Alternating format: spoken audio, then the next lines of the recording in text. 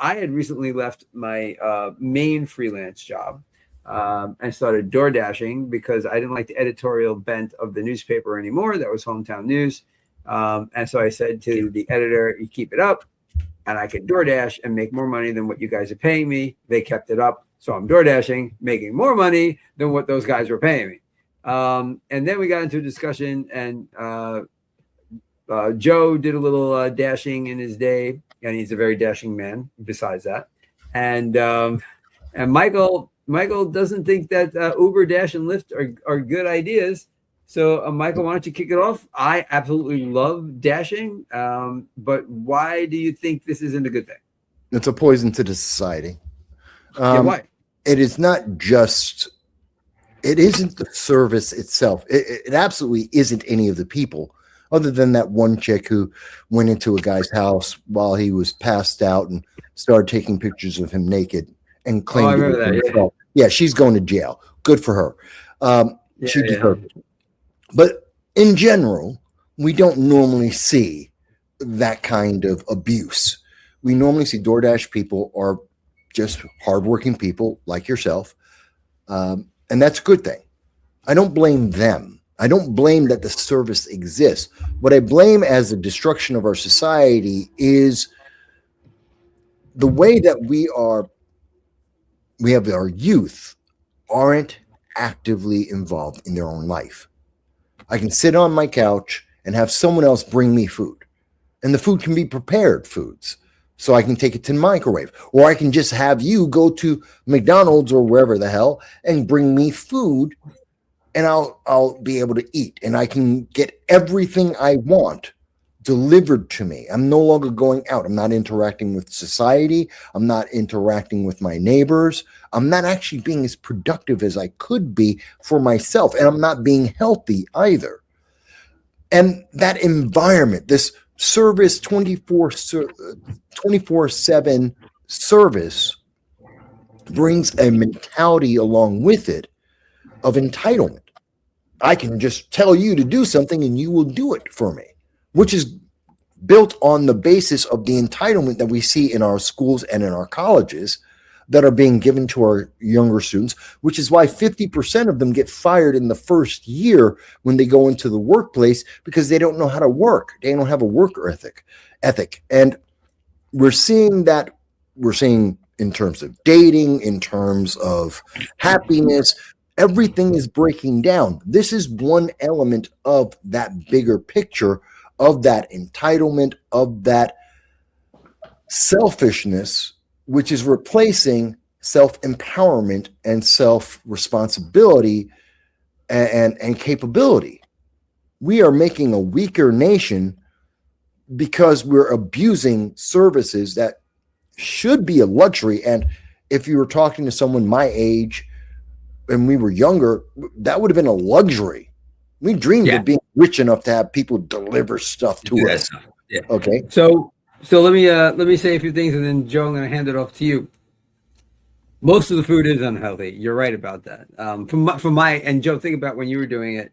I've been doing it for like a little more than 2 months now, I guess, and it is a lot of McDonald's, Chick-fil-A, Burger King, Wawa is big down here. Wawa is like a gas station. I like Wawa. Yeah, Wawa's food people love, and but most of it is highly unhealthy. I would say now let's put aside the cohort of people who can't leave their house. The ones who either mentally have agoraphobia or they're physically not able to. Or you're elderly. In fact, DoorDash has a program to help those people. I'm going to investigate that and see if it's cool. I might join that group. So that stuff is super, really great. Even if you're just temporarily recovering from surgery, I delivered to one person today who was in their notes that said that, I'm recovering from surgery. So bring it to this door at my house, not that door, because it's easier for me. Mm-hmm.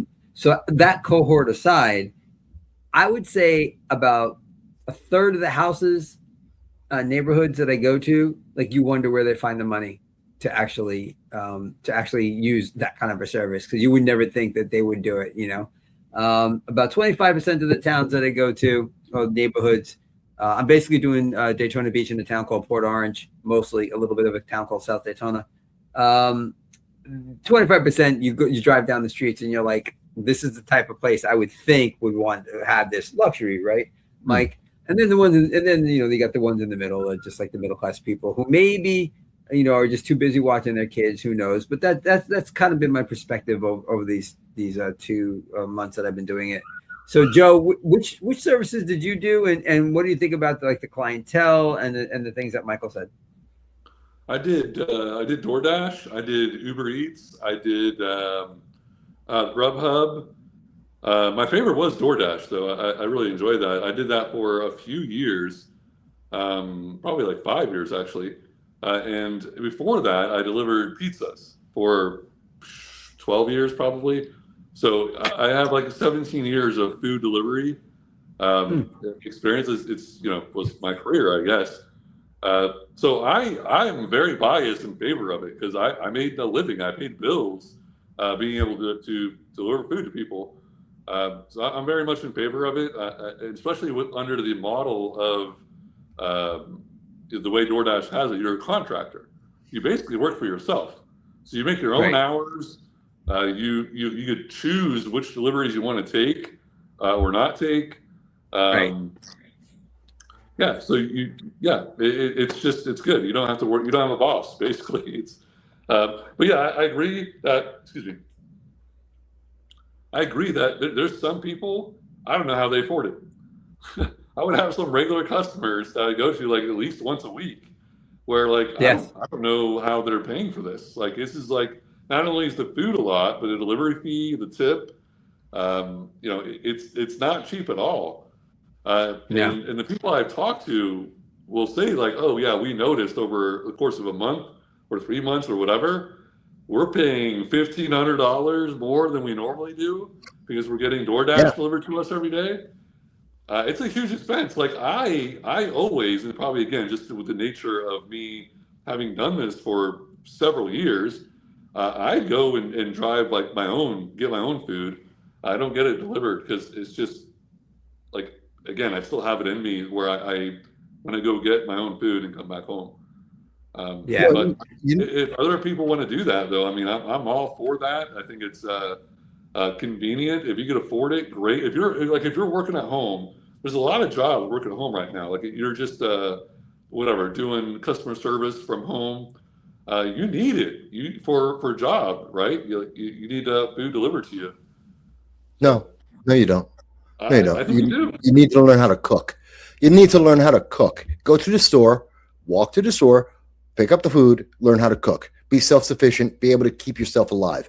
But because that's just the ease. The road paved to hell is paved in gold and good intentions. It's wonderful. This makes it so much easier because you're working from home, you fat, lazy slob. Get up off your butt, go walk over to the store, learn how to cook food, be able to be self-sufficient, keep yourself alive. And more importantly, increase your self-worth. This is an insidious poison, and I understand, but it's helping people get jobs, but it's helping people pay the bills. And I do not question that. And I want to help old people, those who are injured. Absolutely. I'm not saying the service has no value. That's not what I'm saying. I'm saying we have overvalued that service and we have supplanted our self-reliance, our capabilities, self-awareness. We have supplanted that for the entitlement of a luxury that is unnecessary, absolutely unnecessary for 95% of the population. And you ask how they're paying for it, they're growing their net debt, not net worth, their net debt. They're paying credit cards. Expensive. Yeah, it is expensive. So Joe, you were going to say? Yeah, I think Michael, he doesn't have a car, so I think he's just jealous of us is all. He's just jealous that we can do it. I love it. I love DoorDash. I never tried Uber or Grubhub, but DoorDash is great. I think for all the reasons, Joe, that you said. You make your own hours. You can say no. I actually accept every single one. I don't care where I'm going. I want to have a high acceptance rate, and it's money. But I am, doing it. I am in talks with people to monetize the show, my writing. But until that, if and when that happens, and then until it actually sees money, I'll DoorDash in the morning. So